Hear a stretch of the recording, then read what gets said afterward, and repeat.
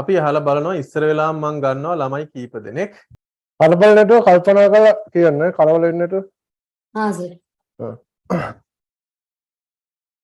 සිද්ධ වේවි කියන මොකද්ද කියන්නේ? will have to done first නයි හිටියේ. night a was to have to done first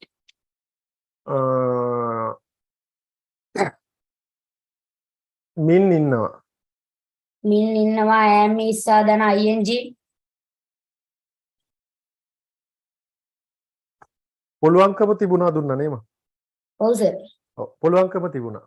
could have done third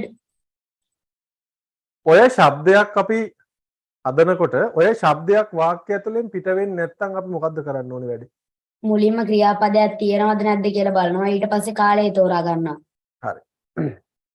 ක්‍රියාපදයක් නැති අතීත කාල වාක්‍යයක් හදන්නේ කොහොමද? was were ක්‍රියාපදයක් තියෙන අනාගත කාල වාක්‍යයක් හදන්නේ කොහොමද? will ක්‍රියාපදයක් තියෙන වර්තමාන කාල වාක්‍යයක් හදන්නේ කොහොමද? කරන කෙනා එක්කෙනෙක් නම් ක්‍රියාපදයට s දානවා කරන කෙනා බහුවචනයි නම් ක්‍රියාපදේ නිකම්ම තියෙනවා හරි. උත්තර දෙන්න. මම ගිය සතියේ පන්තියට ඇත්තටම මම ගිය සතියේ පන්තියට ආවේ නැහැ.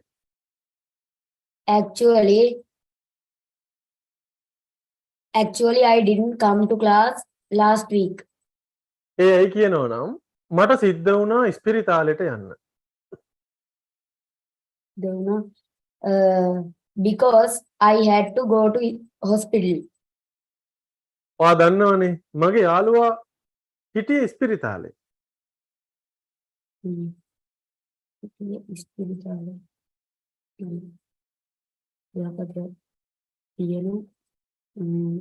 තියෙනවද ක්‍රියාපදයක් ඒකේ?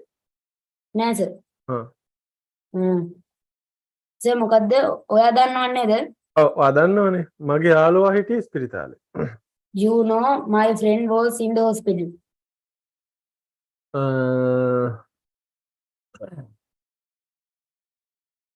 මම හිතන විදිහට ඔහු හෙට ගෙදර ඇවිල්ලා තියේවි. මම හිතන විදිහට ඔහු හෙට ගෙදර ඇවිල්ලා තියේවි.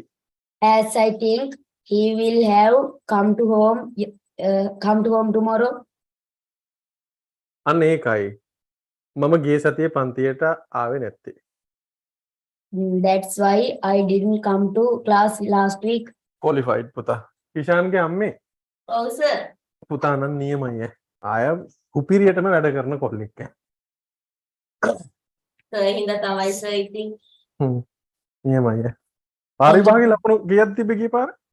ගිය පාර සර් 97ක් තිබ්බා. අපිට හෙට සර් ඉංග්‍රීසි වැඩ දෙන්නේ. හා සර්. රචනා ටිකෙන් බලාගත්තා? ඔව් සර්. thank you sir. හරි මගේ පුතේ හරි. පහෙන් හයට යන ශිෂ්‍යත්ව හපනුන්ට නොමිලේ පැවැත්වෙන ස්පෝකන් ඉංග්ලිෂ් පාඨමාලාව ඔබේ දරුවා ඉංග්‍රීසි භාෂාවේ ප්‍රවීණයෙකු කිරීමේ පළමු පියවර තබන්න සූදානම් වන්න. සූම් තාක්ෂණය හරහා මුළු දිවයිනටම සතියට දින 2ක් ප්‍රවීණ ඉංග්‍රීසි භාෂා දේශක අරුණ වන්නිනායක විමසීම් 77 373 1050